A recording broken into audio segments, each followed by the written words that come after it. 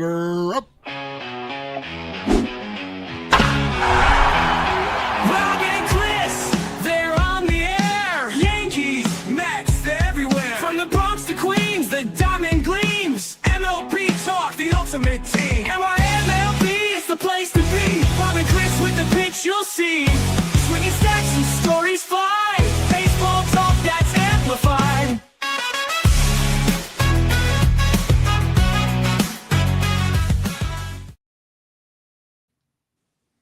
And welcome to a new episode of MLB Talk with your host Rob and Chris as we cover the Mets, Yankees, and all of Major League Baseball. And if you're on YouTube right now, hit that sub button. We would really appreciate it. And if you want to follow us on Twitter or on TikTok, it's at NYMLB Talk. Rob is at Armaraska, myself at CP7NY. Rob, we got a great guest on right now, so let's bring him on and let's get it going. Yeah, I've been looking forward to talking to him. We have former San Diego Padres pitcher Brian Tollberg on. Brian, thanks for coming on. I've been waiting to talk to you about your career and everything in baseball. Pleasure to be here, guys. I appreciate you having me on. Before we get into your amazing, journey to get to the major leagues, we just wanted to ask you a real quick question about the WBC. What do you think about the WBC? I thought it was awesome. I didn't get a chance to watch as many games as I'd like, but one of my former students that I've worked with, he got the start for the United Kingdom against Mexico, so that was kind of cool to see, and held his own. He's got a chance to probably start in AAA with the Red Sox this year. A lot of friends that watched it as well didn't really like the ending of the final game. I thought it was awesome. I thought it was a great matchup. I tell people there's a lot of learning moments in that. And if you looked at where really, after Harper hit the home run, I thought the biggest thing that has to happen there is I got to get the first out of the top of the ninth inning. And to walk a guy on 4 straight pitches, I thought that was kind of the dagger right there. And then to get pitch run for and, professional hitter hits a double in the gap for the go ahead and ultimately winning run. And, it was very exciting to watch. I enjoyed it thoroughly. Yeah, it was. And everybody still has a question. Why didn't he have Mason Miller close that game? We don't know what was said. We know, Chris, they said that he could close the game, right? They were going to allow that. Yeah, San Diego said Miller was, they made the agreement that he could be used as the closer. Now, Brian, as you know, if a tie game going into the ninth inning, the home team usually puts their closer in the top of the ninth, to keep it as a tie game so that they could walk it off in the ninth, right? So, listen. I can't second guess that. I mean, I don't even know how many people were on both of those rosters. I mean, but they had a boatload of people. So you got to also remember these guys are trying to win that, but at the same time be preparing themselves and ramping up physically for the start of the season. And, there's a lot of money at stake for a lot of these guys. And, you got to balance, the commitment both ways. And so for me, everybody on that roster should be able to come in and do a job. And I think if it goes extra innings, then I think we had a little bit more depth in our bullpen and ultimately would have helped us out. But you got to get the first hitter out. That for me was a total momentum shift. And, I tell kids all the time, like, when you get momentum going your way, you got to keep riding that momentum as long as you can. And for me, that was the tough part to watch as a pitcher. Definitely. And yes, Armand, I think if it happened, it probably would have been a little different back in the day because, baseball was just different. Pitchers pitched 9 innings. Everything was different. So it probably would have, Armand. Definitely. Bruce, thanks for joining us. And hi, Joe Dell. Anyway, so Brian, you had a unique journey to the major leagues. You were the first person from the Frontier League to make it to the big leagues. Could you tell us a little about this journey? So I was a very unremarkable player my whole life, even when I got to the big leagues, in my opinion. Finished up at the University of North Florida after 4 years playing there and was hopeful. I had always had the dream of getting drafted, but that was never a certainty for sure. And I'd reach out to my college coach at the time and said, what are your thoughts? he thought I might potentially get signed as a free agent. Had a decent senior year, but nothing spectacular. And he had told me about there was a new league that had been in existence for a year up to that point. I had a couple teammates that were heading up for this tryout. And if that was something I wanted to go up and try out as well, he can make that happen. And so I finished up the phone call, talked to my mom a little bit. It kind of filled her in. She's like, what do you think? And honestly, I was like, if it's meant to be, I'll get drafted or I'll sign free agent and move on. And she goes, well, what if that doesn't happen? And so I thought to myself, you know what, like, never have a regret and, leave no stone unturned. And so I drove up there for parts of 2 days with my brother and took a little road trip with him and literally threw 5 or 10 minute bullpen and threw really well. And they wanted to sign me. Unfortunately, that year, my 2 teammates didn't sign, but they played in years following. And I drove home, grabbed my stuff, and showed back up and, was a man on a mission up there. So I had nothing but good memories of Chillicothe. It was a fantastic experience. I would have gone back another year if I hadn't signed out of there. So I loved it up there. And they named their version of the Cy Young Award, their Cy Young Award, after you, didn't they? They did. I had no idea when I got called up that I was actually the first Frontier League alumnus to get to the big leagues. And I think I beat Morgan Burkhart by about a week. He got called up by the Red Sox actually and faced Messina in his debut. So I had no idea until I got a fax. That's kind of dating how long it was, but I got a fax from the commissioner of the league just telling me congrats on being the first. And so that was the best PR that they could have ever asked for their league. And I think that league now, I don't think I could play in that league now, the level of talent that it's at currently. So they invited me back to obviously retire my number, and I got inducted into the Frontier League Hall of Fame several years ago and brought my family up with me. So I owe a lot to them. I mean, they gave me an opportunity when I needed an opportunity and I took full advantage of it. But, and I've reached out to some of the people that have won the Brian Tollberg Award just to call them and tell them like, hey, fantastic numbers. If I can do anything to help you in the affiliated pro ball realm and make some calls for it, I'd be more than happy to. So. That's great. Go ahead, Chris. You wanted to ask. How did that original call up go for you? Like, did they call you? Like, how did that whole conversation go? To San Diego? Yeah. So I was so in '98, I had a really good year. I was second in the organization in strikeouts, even though I'm not a strikeout pitcher, and ended up going and playing in Puerto Rico for the winter season. Played really well down there, so I was very hopeful that I would get added to the 40-man roster. I did not. Understanding, looking back, I threw close to 200 innings that year and then took off probably a month before spring training ramped up.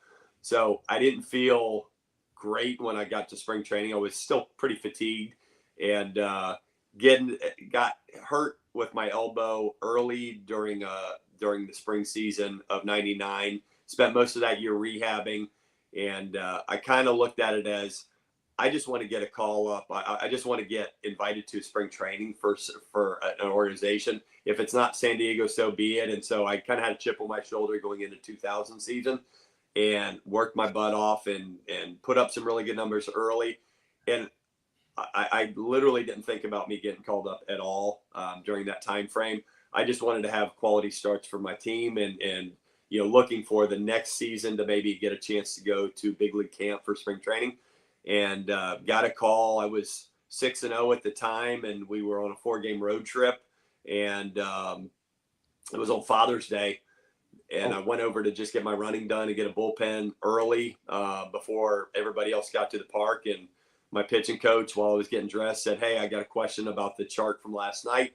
If you can come in the office when you're done getting dressed. So I was like, that's cool.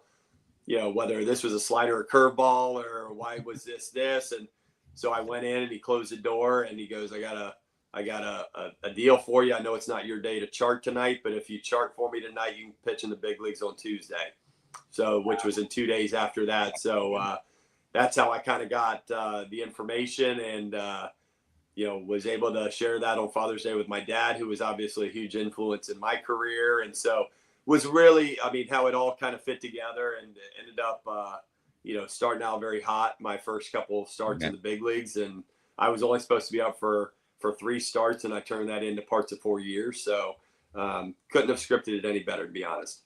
Yeah, well, that's a great story. Your major league debut came against the Arizona Diamondbacks, right? June 20th, Correct. 2000. You pitched 7 scoreless innings, shutout. It was a shutout win for the Padres, actually, right? 1 unearned run, actually. There was an error to second base, so we won, I think, 3-1. So Klesko, our first baseman, had a solo home run, and I think he hit a 2-run home run later in the game. But I went 7 unearned runs, I think 7 punch outs, couple walks, 3 walks, I think. But pretty good when you're facing a team that's in first place in our division. So I was very happy with that, and to have my family in attendance and some friends in the audience was pretty cool. Yeah, and plus, like you said, you had a great first week in the majors. You were named National League Player of the Week, weren't you? Going 2-0.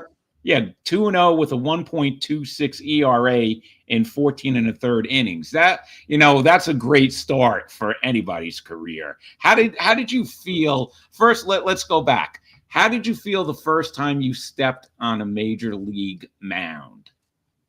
Bullpen, I felt pretty comfortable and went about my business just like I did any start in AAA. And then once I got out for the bottom of the first inning, after we got set down in order, I had my warm-up pitches, and I felt like I might throw up on the back of the mound, just because that's what, as a kid, that's what you always envisioned, like, what would this be like? And now it was actually coming to reality. And so, and I just tried to take some deep breaths and center myself, and just, I told myself, I don't want to embarrass myself, prove that they made a good choice in bringing you up, and let's have good 3 starts like they mentioned, and see what happens, and make it a tough decision for them.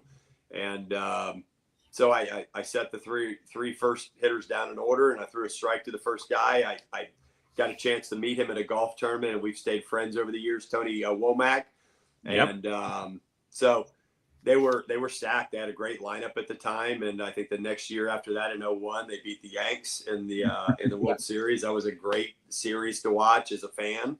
So they had a great team, and I made some good pitches, and my catcher, Carlos Hernandez, called a great game. So I just executed pitches and tried not to get ahead of myself, and had some fun with it.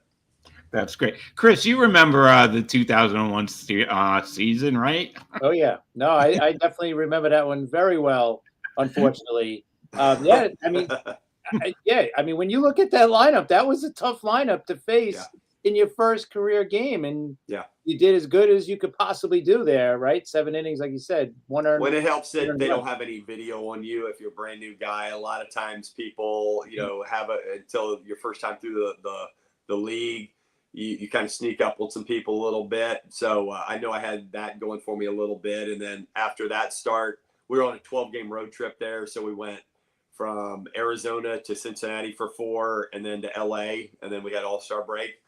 And I got the getaway day in Cincinnati. So that was pretty cool to be able to do as well as I did there.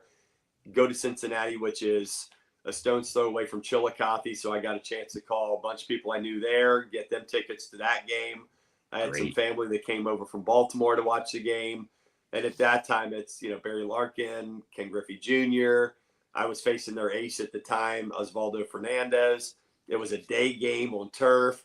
So I ended up taking a shutout into the 8th inning that game, and ended up winning that game and got player of the game. So I felt pretty good with my first 2 outings, and struck out Ken Griffey Jr. looking the first time I faced him. So just, you kind of pinch yourself a little bit. It's kind of like an out-of-body experience almost, just because you never anticipate you're going to actually be in that position as a kid, and then to actually do it and not get overwhelmed by the situation was pretty neat experience. And your first game, I'm sorry, Chris. I just wanted to your Good. first game, there was 30,000 people they called it was Bank One Ballpark at that time. Correct. So Yes. there was 30,000 screaming fans, and you pitched an excellent game. Go ahead, Chris. I'm sorry. No, it's okay. I was just going to say that was another pretty good lineup that you faced. You know, you had Griffey, you know, you had another Hall of Famer in Barry Larkin. Yep. You had future Yankee manager Aaron Boone. You had Sean Casey. Sean who was a Casey. really good hitter. Yeah. Dante Bichette. You know. Yeah. They were pretty stacked. I mean, and again, I give all the credit to my catcher at the time. It was the same catcher that game. And he's just like, look, stay with me. And, you know, I'm going to make this as easy as possible and just hit your spots. I was never an overpowering guy. I was 88 to 94, but threw my breaking ball for strikes really well and worked ahead and didn't walk a lot of guys. And so I forced them to put it in play. And I had, you know, decent enough stuff that day and worked ahead well and, you know, moved the game along and got some run support. So, which always helps obviously as well. So. And you got to be a teammate of the great Tony Gwynn. I mean, it was at the end of his career. Yeah. How was it being on the same team with Tony? Tony was a gentleman of gentlemen. Like I tried to soak up. I was lucky that in 2001 I was a teammate of 3 Hall of Famers at the time. So we had Ricky Henderson, we had my throwing partner Trevor Hoffman, and we had Tony. And so Tony was just a consummate professional. He was the first guy to the park even those last couple of years of his career. And even if he didn't play that day, he still was a stickler for his what he followed, his protocol at the field and his tee work and his front toss. So he just went about his business and was so professional about how he did things and was such a giving guy. So I, you know, anytime that I could, I'd sit next to him or Ricky or Trevor and just pick their brains about situations and what would you do here? What would you do there? What would be the toughest pitch for you to, you know, in this situation? And so I figured if I could get out guys like that and know what goes on in their heads, then I'd be okay moving forward. So, but he was a great human being. I mean, I think he's arguably one of the best hitters of all time. So. Oh, definitely. And your manager was Bruce Bochy. I mean, what a great manager to start your career off with. Fantastic. He was the type of guy that you had to prove yourself as a young player to him to earn his trust, which looking back, I'm glad that he was that way. But I showed some things to him, I think, my rookie year, and then got a little bit more leeway my second year. And there were times where I thought that I might get pinch hit for in the 5th or 6th inning that second year. And he let me roll back out there because he knew I could, you know, put a bunt down if needed and I could go deeper into a game and I'd keep us in the game and throw strikes. And so I appreciated that from him. And he was just such a easygoing guy to play for and never got too high, never got too low, just so even keeled. And I think that's why he stayed around the game as long as he did. And I think he'll be in the Hall of Fame at some point too.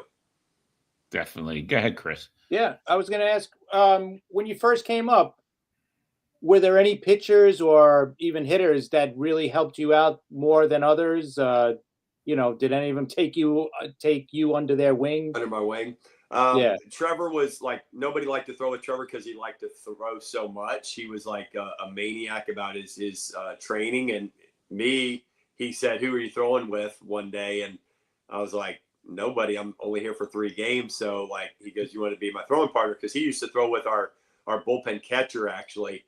And I like to throw a lot. So I was like, "Yeah, I'll throw with you." And that we turned that into like 2 or 3 years of throwing partners. And so I got a chance to like just see how he conducted himself on the field, off the field, how he was a member of the community, how he was a good family man. So I got a lot of things that I learned from him.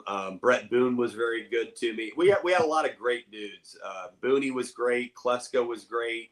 Damian Jackson was great. I mean, there wasn't anybody that I despised by any means. We just, in the NL West at the time, I think it was the best division in baseball at the time. And we just were lacking that true, like, dude that was a number 1 pitcher, I feel like.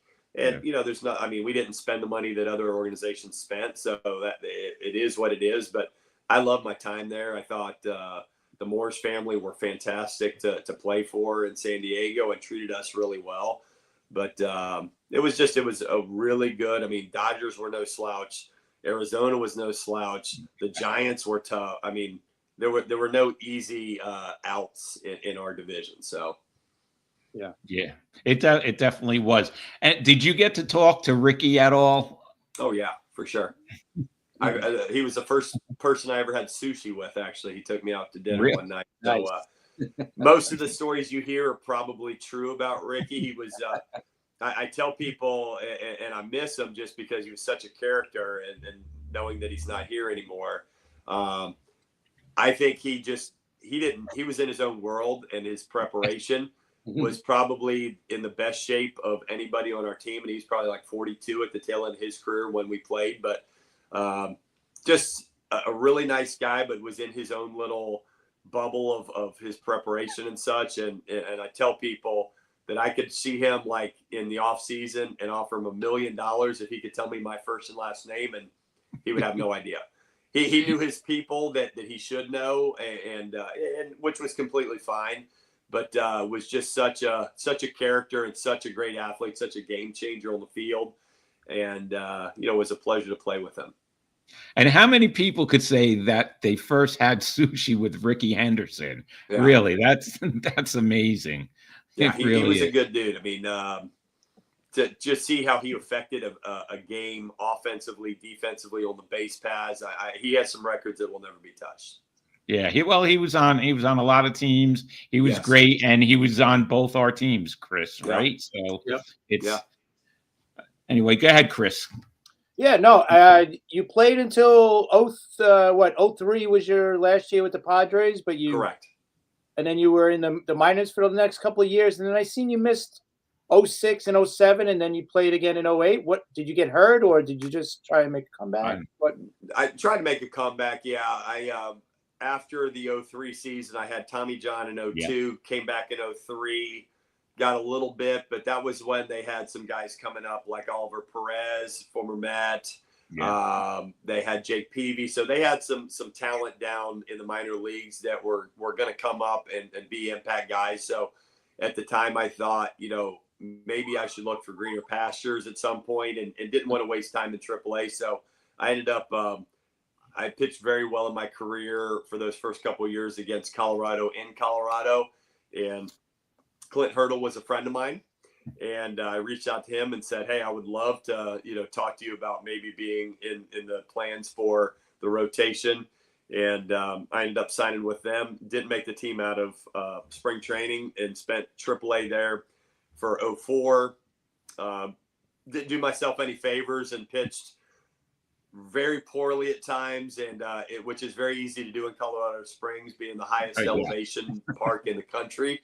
So there were some games that got ugly for not only me, but a lot of pitchers, and ended up playing up in Somerset in the Atlantic League in 05, first part of 05, signed with Round Rock, which was the Houston Astros AAA affiliate, the second half of that season, and then ended up going to spring training with the Blue Jays in 06, and then retired. Didn't feel like I left on my own terms, and came back and tried to do some stuff in, I believe, 08, like you say. But at that point, I was like, I'm good with how my career ended. So you actually you pitched in New Jersey, right, for the Somerset Patriots for a little while. Fantastic, loved it. Yes. In Bridgewater, yes. Correct. Great organization. Also, you pitch. I'm going to bring this up. You pitched 2 games against the New York Mets, and actually the Padres won both of those games. Oh, nice. If you remember at all, that both of them were in San Diego, and that's when the Mets lineup wasn't that great. I think Piazza got up twice. I don't think did. You ever face? Did Piazza face you? I don't think he did. I think you were out. It was either him or Hundley. I remember facing Hundley. Okay. And I might have faced Piazza at some point. I don't remember off the top of my head though. And you're hitting. Okay. Do you remember? Because pitchers usually like to come on and talk about their hitting. Do you remember anything about your hitting? I do, 100%. I tell my students currently all the time, because they're like, wait, you hit, you're a pitcher, and they don't know that that used to be a thing. Yes. So, yes, I took a lot of pride. I hit in high school. I played third and pitched in high school, and then hit fungos my whole college career and first couple of years of minor leagues. And then when I got from, I originally signed with the Brewers, which were American League at the time. And when I got traded to the Padres in Double-A, they're like, hey, you're going to hit now. And I was like, I have no bats. I have no batting gloves. I have nothing. So I had to kind of reteach myself, how to bunt, hit and run, slash, just handle the bat and situational hitting. And so I had some good teammates at the time, but I felt like I want to say in my first year or two in San Diego, I led the team in sacrifice bunts. So my whole thing was, I don't care if I get hits. I get paid for wins. I don't get paid for hits. And so for me, if it could keep me in a game because they know I could handle the bat a little bit, I can get a bunt down, I can get, the lead and keep the lead and hand it over to Trevor, then I was going to get paid a little bit more money down the road because I had a bunch of wins. 2001 was probably my best year. I went 8 for 40. So I hit 200, and people like, you only hit 200. I was like, well, that would get you paid a lot of money nowadays in certain organizations.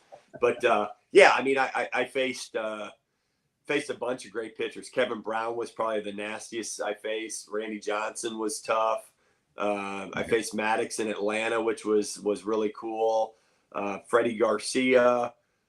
AJ Burnett was probably the hardest that I got a hit off of. I took one back up the middle of 96. So Mike Hampton, I got a couple hits off of. Levon Hernandez, I got a couple hits off of. So yeah, I remember those days. That was a cool time. So yeah, you had 14 hits. You scored 5 runs. You hit a double, so you had an extra base hit, and you had 2 RBIs. So there you go. Love it. That's pretty awesome. Go ahead, Chris. I loved it. I wish pitchers still hit, to be honest with you, just because I think that there was some strategy that was used in later innings that doesn't really apply nowadays. So I love it. I wish they brought it back. I don't see that happening, unfortunately, but I loved it. Were there any players either during the game or before the game? Did you ever get that starstruck feeling from, I know you had Tony Gwynn, you had Hoffman, so you had guys on your team that were like, all right, these guys are future Hall of Famers. But sure, did you ever get that starstruck moment during a game? There were people that had an aura about them. I think Mariano was like that. Jeter, we had the same agent when I was in the big leagues with IMG. So Jeter definitely had that feeling when you were around him.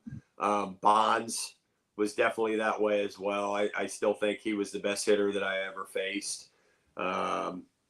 So yeah, there were several people. I mean, you tried to just look at him as another player, but I was a big fan of the people that I mentioned. Maddox I was a big fan of. Larry Walker, I loved how he went about his business. Vlad Sr. was awesome. Yeah. So there were, like, every team had 2 or 3 guys that you were like, wow, like those guys are special. They're different than everybody else. But those guys for me stood out. Yeah. Now, you grew up in Florida, right? You lived in Florida. Growing up, what team was your favorite team? So we didn't have the Rays at that time. So I don't know what reasoning was, but I remember posters on my wall as a kid. And so I had like a Nolan Ryan poster. I had a Reggie Jackson poster. I loved Dwight Gooden when he first came out. He was a Tampa guy. So I tried to throw with his big leg kick. I tried to pitch and pattern my mechanics like him, even though I looked nothing like him. So I loved Clemens when he first came up. So I think I liked the Red Sox for some reason. And I remember watching them in like 86 World Series. Boggs was a local guy too. So those were the guys that stood out, but I loved Dwight Gooden. Like he was just so different, and I really would have loved to see like what could have been if he stayed healthy and did some things a little bit differently along the way, but like just such an electric guy. Well, I have to tell you, Brian, Friday nights, because I was there a lot, Friday nights at Shea in 85 and 86 when Doc pitched, because somehow the rotation, he was always pitching at home on a Friday night. So we would go, and you talk about electricity. Oh, Shea yeah. Stadium, you know how Shea Stadium was. And Shea Stadium shook when Doc pitched. That's how amazing it was. Yeah. But yeah, what could have been with him and Daryl? Yeah. It's a shame, but things happen, and that's life. So what are you up to now? Some of the things that you're up to now after your career finished. So I've been married for 16 years to my wife Natalie. I have two sons that are 12 and 14 now that are going to be very big. They're both baseball players and love the game, which makes me happy, obviously. Yeah. I retired and bought a franchise. I did that for about 14 years and just learned the business side of some things that I never knew anything about. And as a lark, I started doing some lessons on the side. Somebody asked to donate a lesson to a charity that they came into my shop.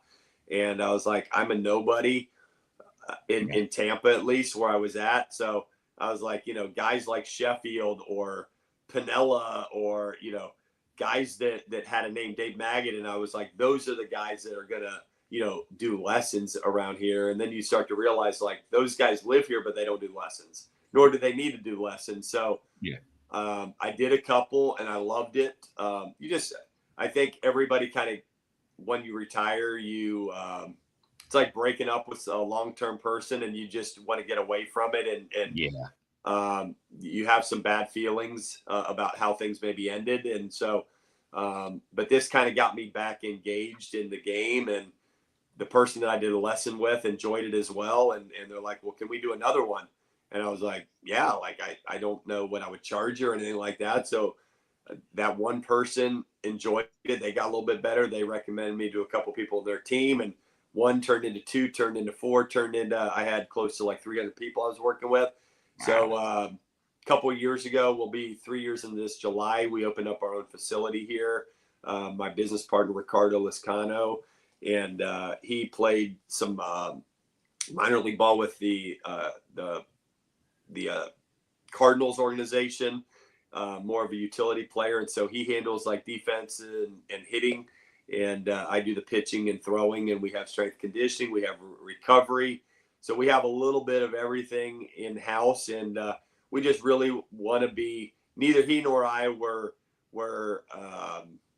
impact players at a younger age. We taught ourselves the right way to play, and we're big on fundamentals. At the end of the day, that's my son right there. So at the end of the day, we're big on fundamentals and just teaching the game the right way. And most of these kids at the end of the day, they're probably going to max out in high school. And so we want to give anybody locally every opportunity to be successful at that level or beyond. And so for me, it's a way to give back and just really stay engaged in baseball. And so that is something that we've been doing for, like I say, almost 3 years now. And I've had some kids that were a little younger several years ago that ended up going to get accepted to one of the local high schools, Tampa Jesuit, which has always been kind of a national powerhouse. Lance McCullers, Magadan. I think Lou Pinella went there. A lot of Alonzo went there for several years, one of your Mets guys. So there's been a lot of guys that have come through there. And I went out for these several players that I knew that were trying out for their team at the time. And loved it. I mean, it was a great group of kids to begin with, and a very storied atmosphere there, and kind of gave my 2 cents about the kids that I was working with and their pros and cons, what they did well, what they didn't do well. And the coach at the time, Miguel Menendez, had said, I need a pitching coach if you want to help out. And so I stuck around that summer and thoroughly enjoyed it, and just a high level players there. And that was in 2019. I started as a varsity coach for the pitching staff there, and we won a state championship in 2019, my first year. Very fortunate to be a part of that. 2020, we would have won a national championship if COVID hadn't shut the season down. We had everybody coming back. 2021, we lost in a regional final. won it in 2022 again, and 2023 lost in a state championship. So could have very easily won 4 out of 5 years that I was there. And then I took a step back just to spend some time and develop my 2 sons a little bit, just to give them an opportunity to be the best player they could be, and build the business at Arsenal a little bit more. And my son just got accepted about a month ago, actually today. So I'll be back there for probably the next 8 to 10 years in some capacity, and hopefully be able to see my kids participate and be successful there as well, and grow in the game and grow in their faith, and get a good education out of it. And so I love baseball. It's been very good to me in my life, and I have a lot to be thankful for, and to be able to continue to do that on a daily basis here locally is really nice. So yeah, and it's called Arsenal Performance Training, and Correct. hey, it looks great. I would have loved something like that when I was a kid. You and me, absolutely. Yeah. So that's I believe North Carolina State. Like, we have some big league guys that roll through there. We have like college teams that roll through there. So we're kind of like a hidden little place, and we don't really promote ourselves too much, because he and I are very like, you're going to learn about us based on our word of mouth, and we don't really advertise as much as we probably should to grow business. But it's getting there. It's definitely scaling in the right direction. So yeah, if you advertise more, you definitely, I mean, being in the area where you are now, that's huge. I mean, I could see your business really growing. Go ahead, Chris. When we have a lot of parking. We're in a very centralized, one of the busier places in South Tampa, right by a bridge to get over to like St. Pete Clearwater. So we have a nice thing going. It's just a matter of building it smart, moving forward. So we're doing the right thing. So great. Cool. Go ahead, Chris. I'm sorry. No, that's all right. Brian, if a pro team called you right now and said, would you like to come up and be a pitching coach with us? Mm-hmm. Is that something you would be interested in, or are you kind of like, you know what, I like my life right now? If they call me today and ask that, I probably would say no, unfortunately. I mean, that would be fantastic, but for a couple reasons, I think. Number one, my kids one of them's just getting ready to enter high school, and I can't get these years back. I mean, it's been like this for 12 and 14 years, and so I want to kind of see that through. If it was when they were in college or something, then I might entertain that idea. But and I think the biggest thing too is, I feel like there's a lot of I'm not anti-analytics. I think it plays a part, but I feel like a lot of decision making in game is not in the coaches. It's taken out of their hands nowadays, and I think that it needs to, have a balance of, I think analytics paint a little bit more of a picture to see, whether I should make a certain change, but it can't be the end all be all. There needs to be some intuition, and some of the people that are kind of getting pushed out of the game have been baseball lifers, and they're fantastic human beings. I think there needs to be a balance between both. Yeah. Yeah, we agree with that too, really. And you're right. The manager, sometimes the manager's hands are tied. That's why, you see the older managers, leaving the game now, and it's the young guys, and they do basically what the team tells them to do, and you can't blame them. But yeah, to me, I don't know. I think it's hurt baseball a little, and we'll get towards the end of the show. We'll have a couple of questions to ask you for that. Sure. Chris, real fast before we continue, could you put up that thing for Mickey so I could? Sure. Okay, Mickey, we want to congratulate our good friend Mickey Callaway for becoming manager. He was named manager of the Mid-Atlantic new franchise, by the way, Meridian Blues team. So we want to congratulate Mickey. We're happy that Mickey's back managing. We know how much he loves it. And he's also looking for great college players, or maybe older players who want to get back into the game because they're trying to build their roster. So if you know anyone like this, you could contact Mickey on Facebook or contact us, and we definitely will, contact Mickey for you. But we just want to congratulate Mickey. You know, he deserves it. He's a great guy, yeah. Chris. That's a Right, collegiate you summer probably league. know a few players. Send them up. I do. That's a collegiate summer league, correct? Yeah, it's yes, I think I believe so. Yeah, it is. I got a ton of people that I roll through that are always looking. Everybody obviously wants to go to the Cape. Cape can be kind of picky with who they pull up there. So if this is a brand new organization and he's a quality human being, the couple times I've interacted with him. So Yeah. no, I'd absolutely try to promote him as much as I can locally. Yeah, if you so Brian, if you know of anyone, you know, just let us know. I'll get in for touch sure. with Mickey. You know, I'm in touch with Mickey at least once a week, so Yeah. I will. You know, I'll let him know. Thanks, and I appreciate it. So I had a question for you about when you were in the big leagues. Were there any stadiums that were your favorite that you visited? I think all of them are. I mean, there's no dumps in the big leagues. I think ones that stood out. My only complete game in the big leagues was at Wrigley. So Wrigley was super cool, even though it's super cramped in the clubhouse and still is a little bit compared to other places. But I loved Coors. I liked, even though it was a dual purpose one, I loved Qualcomm in San Diego. That was a really fun place to pitch. The ball didn't fly at all. So it played very fair, in my opinion. Seattle was beautiful. I thought Pac Bell in San Fran was awesome. So everywhere you went there wasn't any bad stadiums. So Do you like interleague play?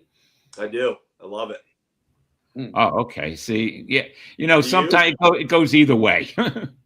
No, I mean, just because there's certain players that even in the minor leagues, like we never played against the Yankees affiliate in the minor leagues. And so like you would read about people and you would read about prospects and whatever, but you never saw them. You never put eyes on them. And so to see them at the big league level was kind of cool because you never saw them play live. So no, I like interleague. I think it throws a nice little curveball, no pun intended, to the fans, and just something that you don't see very often. So I was kind of sad when I went down with my Tommy John. We were just getting ready right before I got hurt, or right after I got hurt. They were going to be taking a road trip, and I think we were going to be going to Yankee Stadium for interleague and to Tampa Bay for interleague, and I think Boston was coming to us.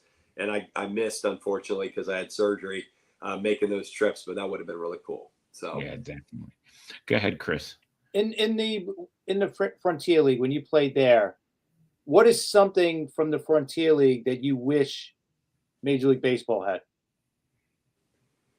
If there was. I think the fan interaction, like that was one of the things that I really loved. I'd never been to Ohio before I went up there for that tryout, so I didn't know what I was getting myself into.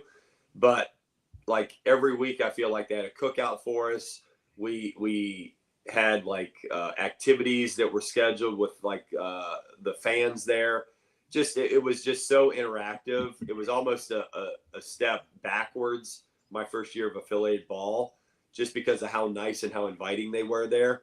Now, like monetarily, I was making $500 a month pre-tax, so I wasn't getting rich there, but I was there for the right reasons, and it felt like Americana baseball when I was there.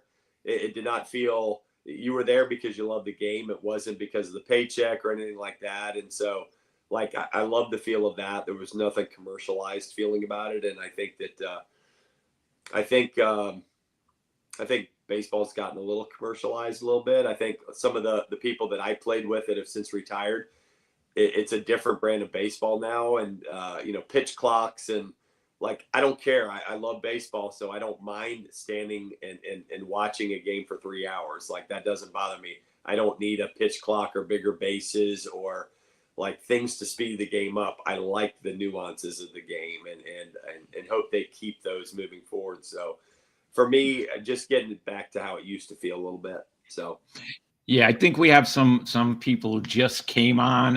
Elizabeth, she real quick, if you want, she wants to know how you broke into the big league. So she probably wasn't here at the beginning. If you want to good. had a very good year, 2000, right before spring or right before the All-Star break, and was pitching really well. And that people talk about being in the zone, pitching wise or hitting wise. And typically it's like for a couple of at bats. And I felt like I was in the zone where like what I was eating, my mental focus, my pregame preparation, the music I listened to, like I had all that stuff dialed in and just felt like nobody could beat me. I really did feel that way for the first part of that year, and really was focused on having a good year to set myself up to get to big league spring training invite for the following year, whoever that may be with. And so I had no idea that that was even a possibility that I was going to get called up in 2000. And so was very fortunate to be in the right place at the right time. There was a pitcher that had struggled a little bit, and he was getting sent down, and I was only supposed to be there for 3 games. Like I mentioned earlier, Woody Williams was coming off of an injury, and he had a couple more minor league rehab starts, and then he and I were going to flip-flop, and I ended up throwing better than I think expected. And the day before I pitched my big league debut, one of the starters had gone down with an injury, so I stayed. The other guy went on the DL, and Woody came in and filled in his spot. So everything worked out for the best. Yeah, and Liz, thanks we appreciate that you come on the show, ask questions, and watch. We really appreciate it. Go ahead, Chris. Yeah, no, you got. Well, should we go to the last question? Wait, I want to ask him before we get there. Brian, why don't you tell us about the book you've been working on for a while? I wanted to bring that up. So there was a gentleman that was a good friend of mine years ago. I worked with an outfit called the Baseball Factory that did stuff nationwide. They were based out of Baltimore, and he used to be a scout in, I want to say, the Indians organization. His name was Matt Schilling, and we had like a 2-hour drive to take me back to the airport. And we got in the car, and he said, I ask everybody that's ever gotten to the big leagues, tell me about your first day in the big leagues. And so I said, okay, and, didn't embellish, just telling him the story about how I woke up and I found this out, and it's Father's Day. And like, he was so dialed into like how I got there, and he knew my backstory about the independent league and the Brian Tollberg Award for the Cy Young. And so I'm telling him the story. We're in like traffic that's not moving anywhere anytime soon. His wife calls him and he goes, I got to call you back. Click, keep going. So he was like dialed into this story we were telling. And I got done with it maybe 20, 30 minutes later. And he goes, you got to write a book, man. Like, that's a really cool story. I think it'd be very inspirational for people that, may not be an impact player at that age. And I tell people I was never the best player on my team. I took the scenic route to where I got to in baseball, and was very fortunate to be around some people that were willing to help me out. And I stayed healthy, and I tried to get better every year. And, everything took care of itself in that regard. And so we started, playing around. There was a friend of mine that named Trisha German that was a life skills coach that was a friend of mine at the time. And I told her the story. I told her about what this guy had talked about. And she goes, well, let's write a book. I think that I agree with him. I think you have an inspirational story to tell. And I think that would be cool. She had never written a book. I had never written a book. So we would just call and talk for like 2 hours at a time. And she would like transcribe stuff over the phone. And we kind of got what we had together. And I read it. I was like, oh, like this is not good. This is not something I would spend any money on. It's boring to me, and it's my story. So we just threw it on the back shelf and back burner, and kind of learned about the process a little bit. And then over time, I met certain people, and just wasn't really the right fit. And then probably about 2 years ago, there was a gentleman I met that had asked me. I knew of him. He's very influential in the Midwest and has written a lot of books. His name's Mike Shannon. And he had reached out to me when I got to the big leagues. He wanted to use one of my Chillicothe pictures on the front cover of one of his books that he wrote about Chillicothe. And I was like, no, that's awesome. Yeah, I've never been on a book before. And so I reached out to him and I said, hey, like, I don't know if you have time or interest, but I would love to, like, I feel like I have the bones for this thing, but it needs to be like tied up. And and finalized, and like and I'd sent a couple of the chapters to a couple friends, and they're like, man, I love this. Like, and I know your story and I know you, but I think this would be really cool to read the whole story. So we got together over the course of probably a year and a half, couple times, and put some stuff down on paper, and some of the conversations we had took us in different directions. And probably about 4 or 5 months ago, he said, hey, are you I'm busy, and I get sidetracked, and I get too many plates spinning at one time. And he had reached out to me and said, hey, are you happy with the work? I said, I am. I need to go in and edit it. There's names or dates that need to be cleaned up. But I said, and there was like colloquialisms that he used that I've never said in my life. And I was like, so I'd have to change some things, but like the book for what it is was pretty good. And he's like, okay. And so I sat down, and maybe like I started like plugging away at it a little bit at a time. And he called me probably a week later, and he said, I have some people with a publishing company, McFarland Publishers in North Carolina. And I told them about what the book was about, and they want to read the first couple chapters, just see if they're interested. So I was like, okay, now I have now I have to get on it a little bit more. So I threw it in overdrive a little bit and really started getting after it. And he called me probably about 4 days later, and he goes, never mind, they're going to publish the book. And I just thought that was like so cool. And Clint Hurdle's a good friend of mine, so he wrote the introduction. I've known him for 15 years, 20 years. Dick Vitale wrote like a little blurb for me. I'm trying to get Trevor to write a little thing for the back page. Dante Bichette wrote something for me, who's a friend of mine. So when I sat down with Clint to write the introduction, he's like, why are you doing this?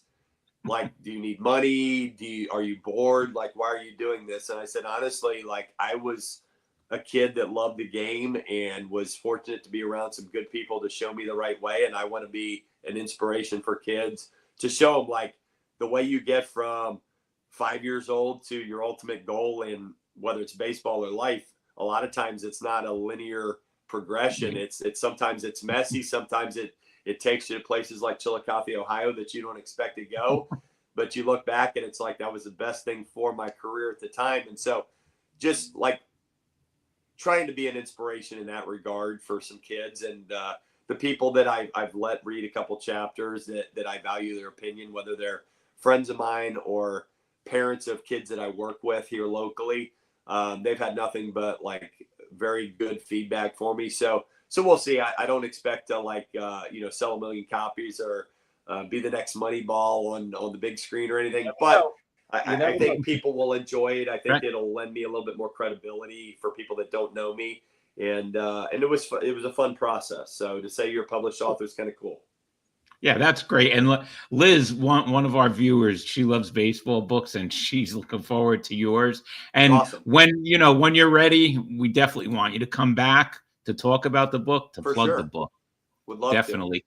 All right, Chris, get to the question that we ask. All right, Brian. Hey, listen, thank you first and foremost for coming on and sharing your journey and your life story and everything. We appreciate it. My pleasure. But before we go, we usually ask our last question to our guests. It's going to be really difficult. If you were named MLB commissioner today, what changes would you make to the game? Oof. Time clock gone. I probably would put a salary cap on, even though I know that's not a good opinion, just because I hate seeing teams that underperform. And, I love the Pirates. They were in my backyard in Bradenton, but like Skeens will never sign back there. I mean, if they know that they're not going to pay him. And so to be competitive, you have to spend money. And so something as far as like a competitive balance, just to make sure, I look what the Dodgers have done and like how they've allocated resources, and, it works for them. I don't know why that's not the blueprint for success. I would reinstitute like how important starting pitching is, just because I feel like that's a dying breed nowadays. the whole like go as hard as you can for 2 or 3 innings does nothing but kill your bullpen over the course of a season. Nobody's ever going to get to 300 wins anymore, with that being the case. So just some of the stuff, you can't pick off more than a certain amount of times, like Texas tiebreakers after a certain amount of time. Like, it's like, that's not what baseball is at its core. And so I think true baseball fans, and there's a lot of them out there, I think if you could appeal to like how baseball used to be and add some flair to it, I think a lot of people, a lot of kids that I work with now, I say, what's your favorite team to watch? Who's your favorite player? And they're like, I don't watch TV. So I think like to make it appealing to not necessarily banana ball, you don't have to go to that length, but like just traditional way of how the game was played not that long ago. I would love to see that. Yeah, that's a great answer. We always ask that question, and we get great answers. Chris, before we go, we got a couple of quick things we got to put up before we say goodbye to Brian. Could you put up that our new show? Might as well plug that real quick. Okay, we were asked to be part of a show, and we said yes. So we'll add this to our list. It's going to be a weekly show during the season called Clearing the Bases with our friends from the Romantic About Baseball group. I think our first show will be April 1st. It's going to be live. It's probably going to be on our network and their network. It'll be everywhere. So we just wanted to plug that real fast. Clearing the Bases. So you got another thing to listen to. Very cool. Yeah, those guys are great. And Chris, you want to put up the Winnick Brothers real quick? Okay, our friends, the Winnick Brothers Magicians, are having a night of magic and comedy tomorrow night from 7 to 9 p.m. 141 Franklin Avenue, Nutley, New Jersey. Tickets are $28 per person. These guys are great. They've been on the show. They talk about Mets. They talk about the Yankees, and then they do magic tricks. In fact, they'll be back in a couple of weeks after the season starts to talk about the Mets and the Yankees and to show us a bunch of new tricks. So that's going to be a lot of fun. And finally, Chris, is that all the graphics we have left? I think so, yeah. Okay. Finally, Monday at 3 p.m., our good friend, another former Padre. We have a lot of Padres on the show. Pitcher John D'Acquisto. Everybody loves him. John is great. He joins us again to talk more about his book, Fastball John, which you guys know I love and recommend. That book should be a movie. It's so great. And, Liz, that's a book that you should read, Fastball John, because it is an amazing book. And we're going to start something new on Monday. If you guys are interested, get in touch with us. We're going to have you guys on video asking a question or making a comment. But you have to get in touch with us by Monday so we could send you a link. So it's going to be like talk radio, sports radio, except it's on video. You're going to come on, ask a question, make a comment, and then you're out of there. So that's what we have coming up, a lot of stuff. And Brian, thank you once again for coming on the show. We appreciate it. Guys. It was fun. Anytime you want to come on to plug anything, any plugs or anything, you're welcome on, definitely. I appreciate it very much. Appreciate you guys. Thanks, it was fun. Chris, you got anything else? No, just a quick thank you to Brian and Elizabeth, our new listener here or viewer. And to remind everybody, if you're watching on YouTube, hit that sub button and then hit that little bell, and that'll notify you when our next shows are coming up so you know when to check us out. But we're normally on Mondays at 3, Fridays at 9 o'clock. The season starts Wednesday night. Can't wait. Yankees, Giants, Max Fried versus Webb. It's going to be awesome, man. Should be a fun season. Yeah, we're going to definitely have a good season. And once again, we'll see everybody Monday at 3 p.m. Thank you.